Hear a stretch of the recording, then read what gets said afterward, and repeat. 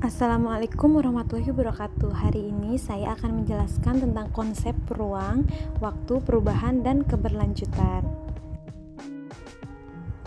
Pengertian waktu adalah seluruh rangkaian saat ketika proses, perbuatan atau keadaan sedang berlangsung. Dalam mempelajari ilmu sejarah, rangkaian peristiwa yang ada adalah peristiwa yang berkelanjutan. Kehidupan manusia pada saat ini merupakan keberlanjutan dari kehidupan masa lampau dalam rangka menyongsong kehidupan masa yang akan mendatang.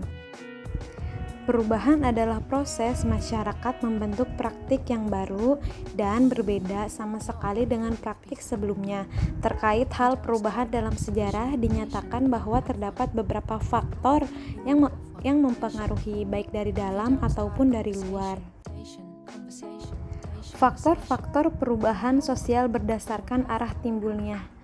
Yang pertama ada faktor internal, dinamika penduduk, yaitu pertambahan dan penurunan jumlah penduduk. Yang kedua, adanya penemuan-penemuan baru yang berkembang di masyarakat, baik penemuan baru atau discovery ataupun penemuan baru. Yang ketiga, munculnya berbagai bentuk pertentangan atau konflik dalam masyarakat. Yang keempat, terjadinya pemberontakan atau revolusi sehingga mampu menyulut terjadinya perubahan-perubahan besar. Revolusi yang terjadi pada suatu masyarakat. Dan ada juga faktor dari dalam atau faktor eksternal. Yang pertama, jiwa yang terbuka terhadap perubahan, yaitu jiwa revolusioner yang hidup dalam masyarakat yang mau mengubah apa saja yang telah ada.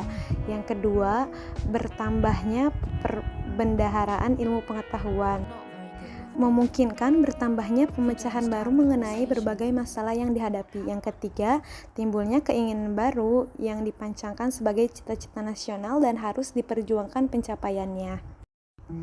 Yang keempat, bertambah dan berkurangnya penduduk yang merupakan tantangan yang harus dijawab dengan perubahan sosial. Yang kelima, adanya penemuan baru yang meliputi discovery, innovation, dan invitation. Yang keenam atau yang terakhir, adanya pengaruh kebudayaan lain dan adanya konflik dalam masyarakat serta revolusi yang menginginkan perubahan. Perkembangan berkesinambungan dan perubahan. Kesinambungan terjadi bila suatu masyarakat baru hanya mengadopsi lembaga-lembaga lama. Dikatakan bahwa pada mulanya kolonialisme adalah kelanjutan dari patriolinalisme. Demikianlah kebijakan kolonialisme hanya mengadopsi kebiasaan lama. Yang kedua, perkembangan masyarakat terjadi apabila berturut-turut masyarakat bergerak dari suatu bentuk ke bentuk yang lain. Biasanya masyarakat akan berkembang dari bentuk yang sederhana menuju ke bentuk yang kompleks. Contoh yang paling jelas adalah berkembang demokrasi Amerika Serikat yang mengikuti perkembangan kota, perkembangan masyarakat dari masa lampau hingga masa kini.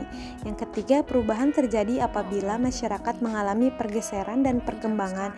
Akan tetapi asumsinya adalah perkembangan besar-besaran dan dalam waktu yang relatif singkat. Biasa adanya sebuah pengaruh dari luar. Proses dalam sejarah memperlihatkan perubahan, peralihan, dan pergantian. Mungkin cukup sekian penjelasan dari saya, kurang lebihnya mohon maaf.